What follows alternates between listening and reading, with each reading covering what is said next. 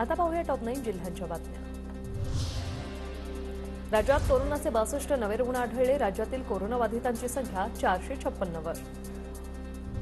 कोकण मध्य महाराष्ट्रात गारठा वाढणार। पूर्व विदर्भात काहीसे ढगाळ वातावरण राहण्याची शक्यता। हवामान विभागाची माहिती। उत्तर महाराष्ट्रात तापमान 11 अंश सेल्सिअसवर।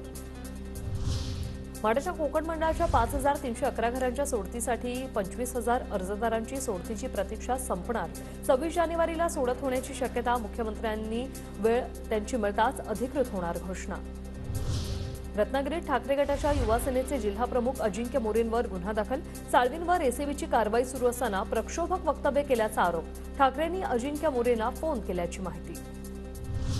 टोमॅटोच्या झाडाला लागले बटाटे। बारामतीत कृषी विज्ञान केंद्रात आधुनिक शेती तंत्रज्ञानाने विकसित केले टोमॅटोचे पीक। शेतकऱ्यांना दुहेरी फायदा। नाशिक विभागात 96 मंडळांना दुष्काळाच्या झळा। 4 जिल्ह्यातील 2,64,00,000 नागरिकांना 148 टँकरद्वारे पाणी पुरवठा। रत्नागिरीत ट्रॅक्टरमध्ये जिलेटिनचे 153 कांड्या आढळल्या। कोणताही घातपाताचा उद्देश नसल्याचं पोलीस तपासातून समोर।